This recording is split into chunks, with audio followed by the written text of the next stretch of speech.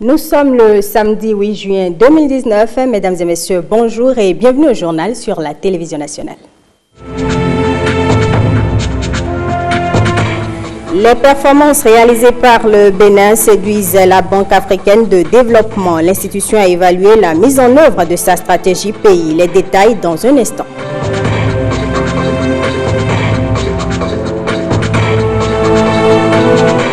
Les relations stratégiques entre les acteurs de la justice et de l'autorité nationale de lutte contre la corruption étaient au cœur d'un atelier à Cotonou. La rencontre a été placée sous le thème ANLC Justice, une nouvelle alliance pour une meilleure gouvernance. Et puis, audience à l'Assemblée nationale, des personnalités ont été reçues mercredi dernier par le président de l'institution. Vous suivrez le point dans quelques minutes.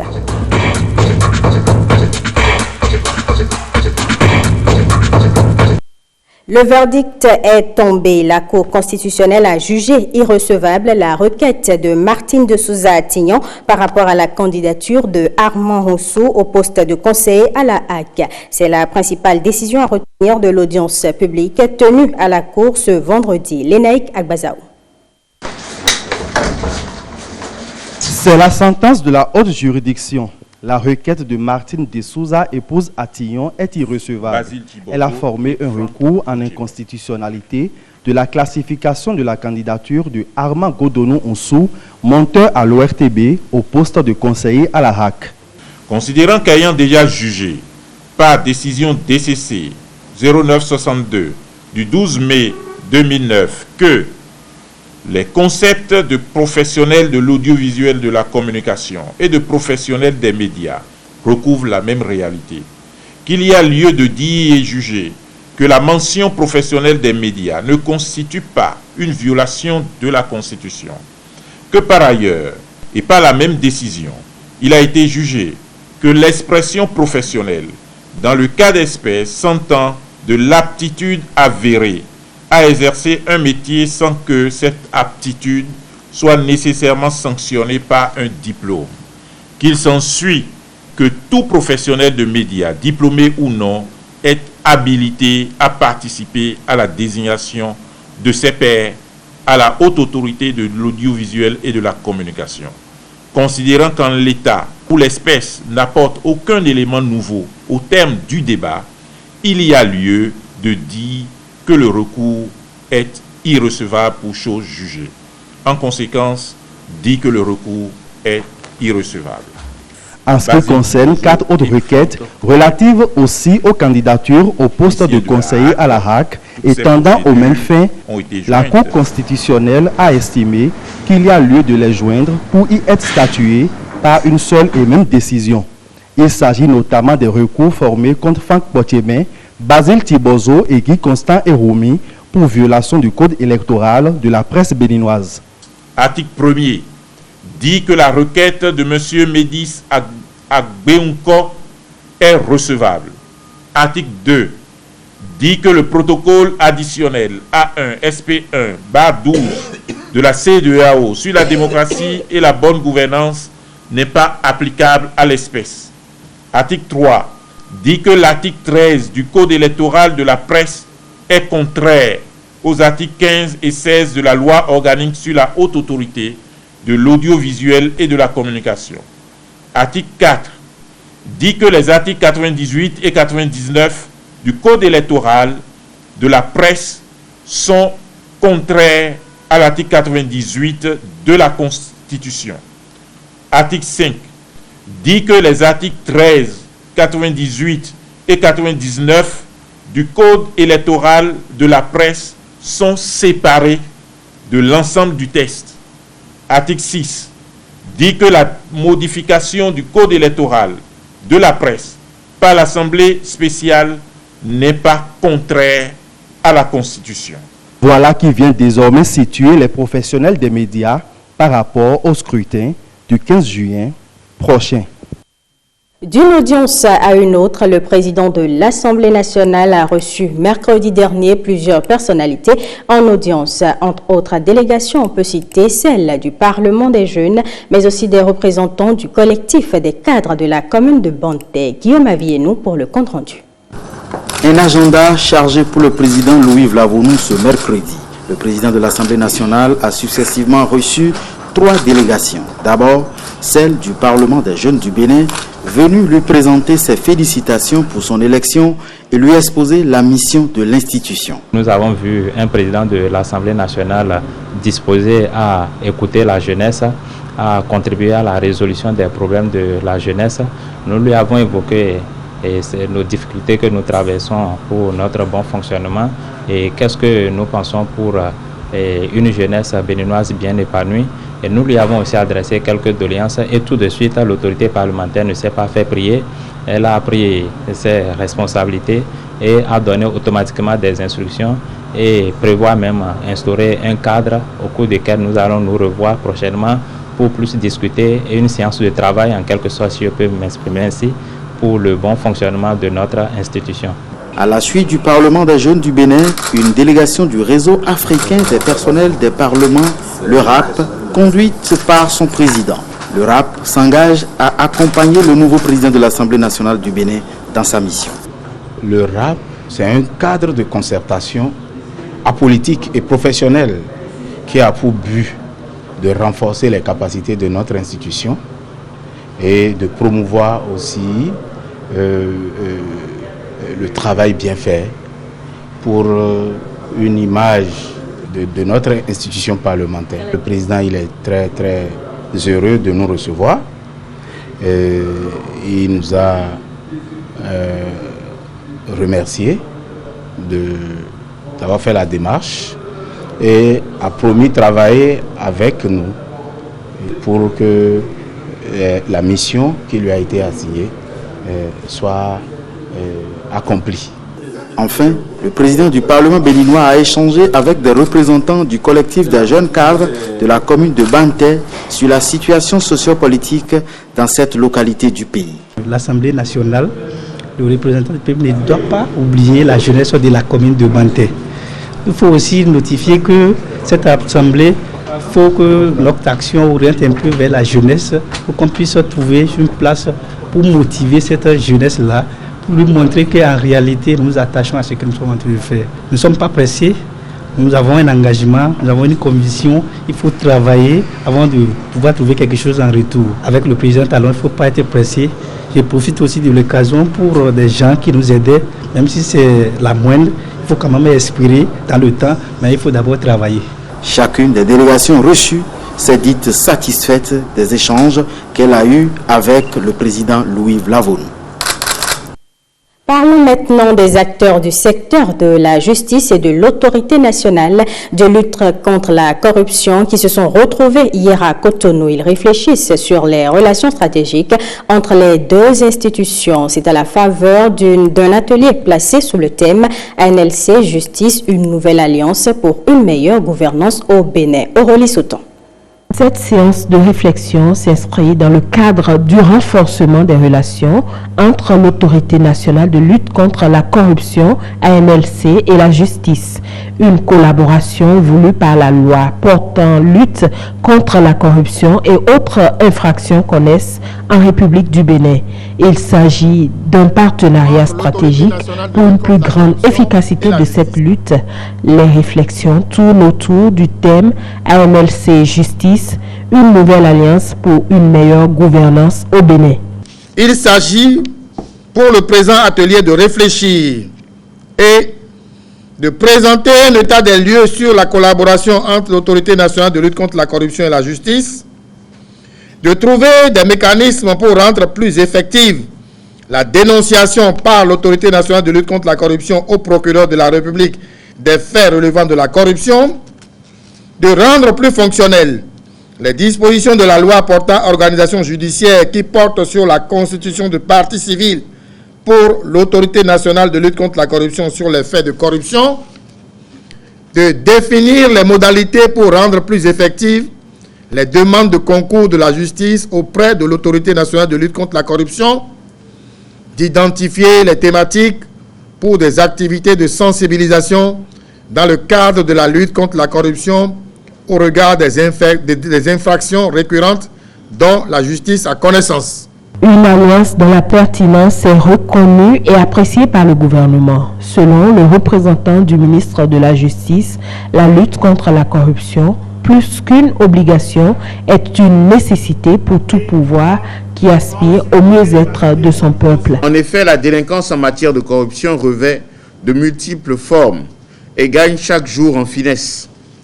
Devant une telle situation, il est plus que nécessaire pour les différents acteurs de cette lutte de consolider leurs relations et conjuguer leurs efforts. Au cours des travaux de cet atelier, les participants devront examiner l'étendue et les limites de la collaboration entre les deux institutions afin de proposer de nouvelles pistes pour une amélioration des moyens de lutte contre la corruption au Bénin.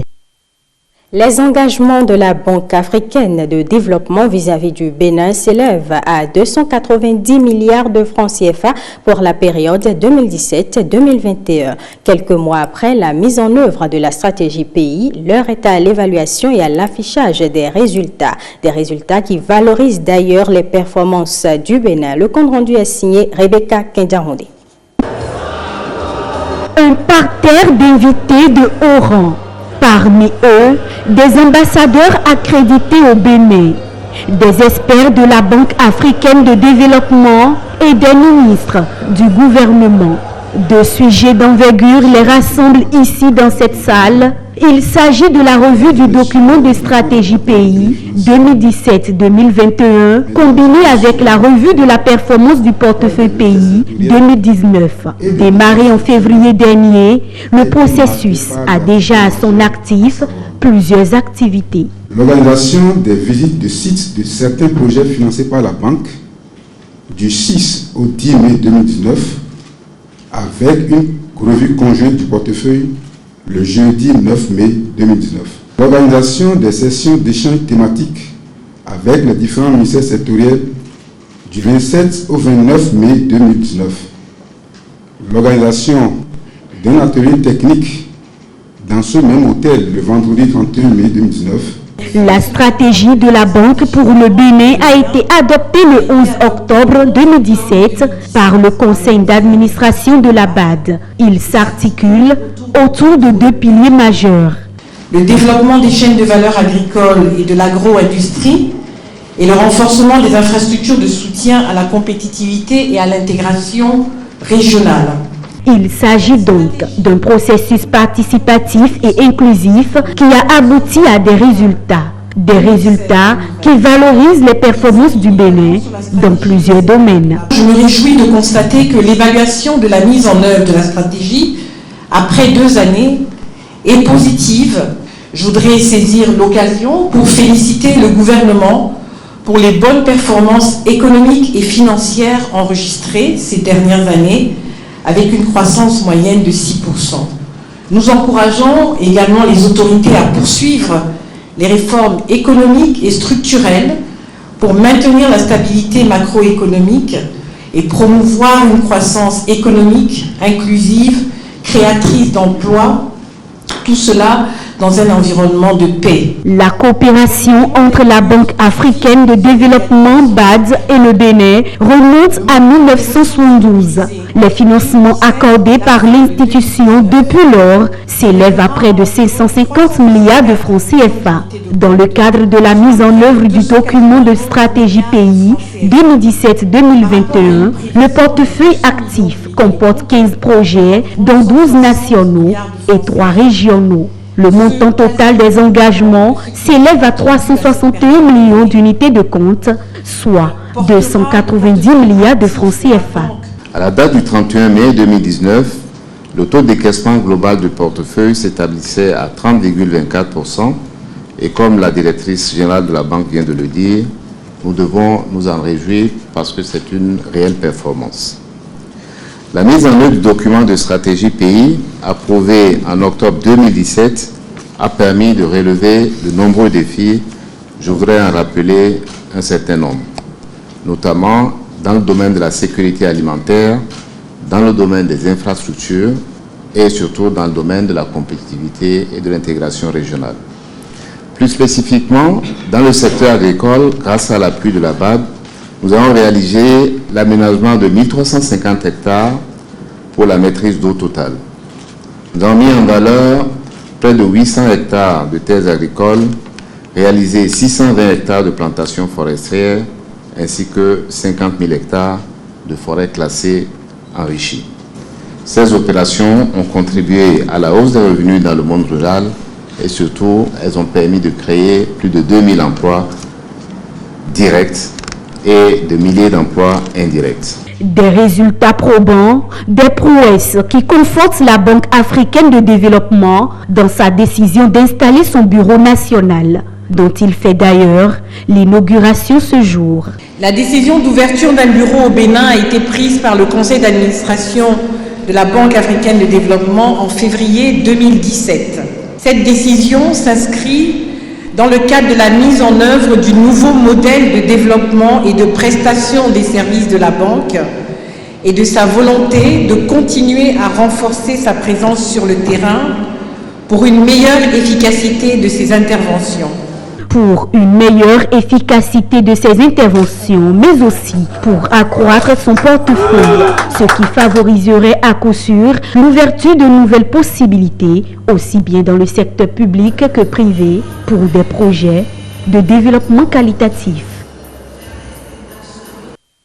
Intéressons-nous à présent à cet atelier national de promotion et de partage d'informations sur l'accréditation. C'est une initiative du ministère de l'Industrie et du Commerce qui vise à faire connaître davantage le système ouest-africain de l'accréditation à travers le programme Système Qualité de l'Afrique de l'Ouest. Huguette Rondelo. La qualité des produits et services reste une préoccupation majeure des États. Au Bénin, plusieurs actions sont menées pour apporter des réponses concrètes à cette préoccupation. La création du SOAC, Système ouest-africain d'accréditation, en juin 2010, avec pour mission essentielle de gérer la politique communautaire en matière d'accréditation, vient assurer la promotion et le développement de la qualité dans les secteurs d'activité économique. La présence du SOAC dans notre espace régional présente des avantages indéniables pour nos pays, en ce sens qu'elle apporte une plus grande confiance dans des données fournies par les organismes d'évaluation de la conformité, pouvant servir de base pour des décisions ayant un impact sur l'économie, la sécurité, la protection de la santé et de l'environnement.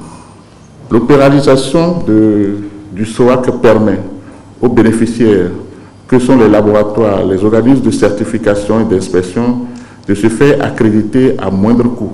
6 organismes d'évaluation sont désormais accrédités par le SOAC. Il s'agit entre autres du laboratoire d'étalonnage de masse de l'Agence nationale de normalisation de métrologie et du contrôle qualité du Bénin. Pendant ce temps, le ministre de l'Agriculture était avec les techniciens agricoles. Ces derniers ont suivi une formation pour améliorer la production de l'ananas. On fait le point avec William Tchoki. Ils sont en formation, ces multiplicateurs de semences. Une formation qui se déroule sur les techniques horticoles de production de masse de rejet d'ananas. Une formation doublée de coaching, booster en eux la volonté de mieux faire. Et le coach motivateur ici, c'est le ministre en charge de l'agriculture. Ananas, un fruit très délicieux. Et qui se produit dans la zone méridionale du pays. Au plus, c'est à la latitude de Savè qu'on peut encore produire de l'ananas. Mais si nous devons aller aux ambitions que nous nous affichons, nous devons faire 11 000 hectares. On fait comment? Il faut ouvrir le champ. C'est pour cela que le plateau, le Koufo, le Zou et les collines nous intéressent. Nous devons aller au moins à 1 millier d'hectares cette année. Et c'est des gens qui n'avaient pas l'habitude de l'ananas. Il faut les former pour ça. Gaston Bessoury demande à ses techniciens de mettre à profit toutes les connaissances acquises, se rendre utiles aux producteurs, servir à cœur joie sa nation. Au lieu de prendre vos motos, de courir partout, sans rien produire de bon, il faut cibler un certain nombre d'exploitations fidéliser les contacts avec eux, passer les innovations techniques. Et au moins ceux-là vont vous témoigner que oui, il y avait eu un gars ici qui est passé dans notre village et c'est grâce à lui que j'ai eu ça.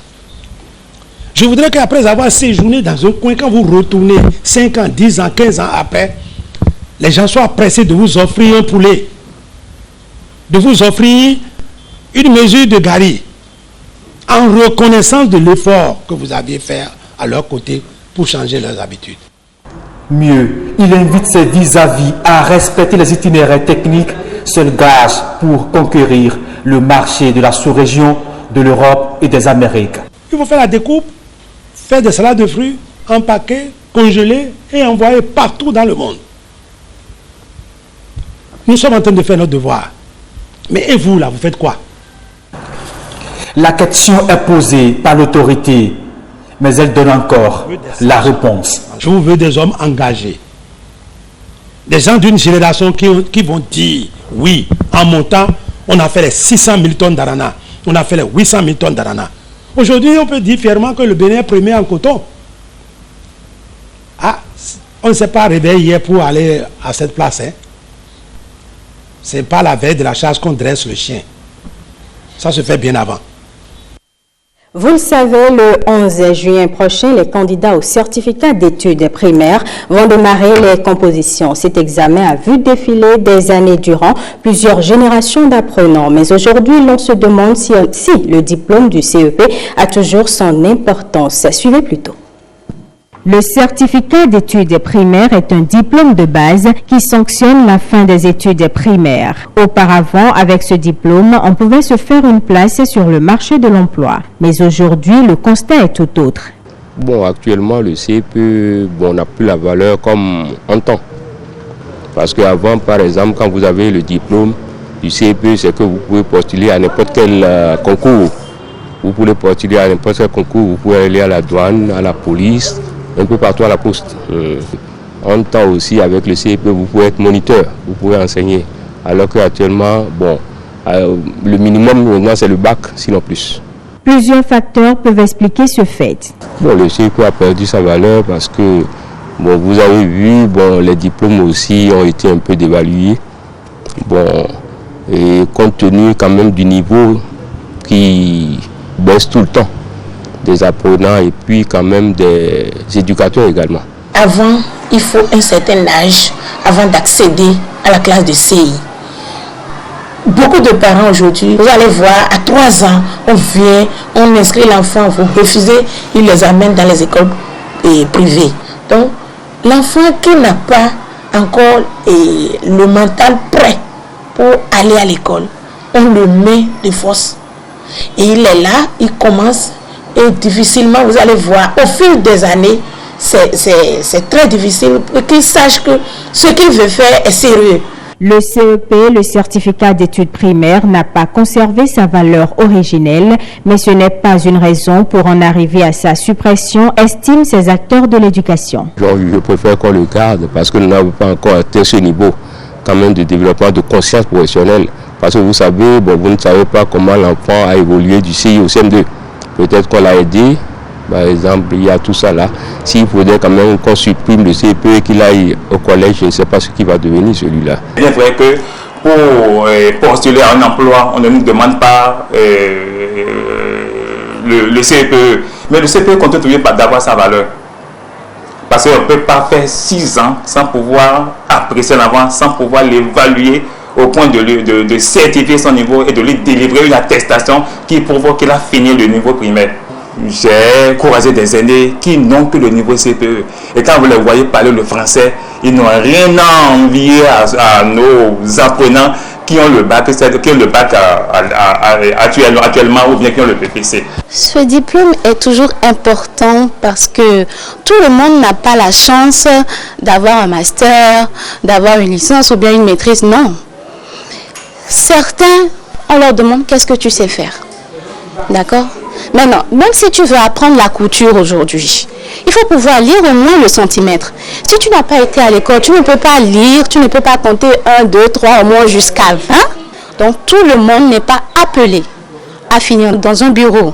Nous avons les artisans, nous avons, comment dirais-je, les plantons. Donc chacun a son rôle à jouer dans la société. Le certificat d'études primaires reste donc un diplôme au même titre que les autres, mais il importe de revoir le système éducatif pour renforcer sa valeur. Eh bien, ce sera tout pour ce journal que je vous remercie d'avoir suivi.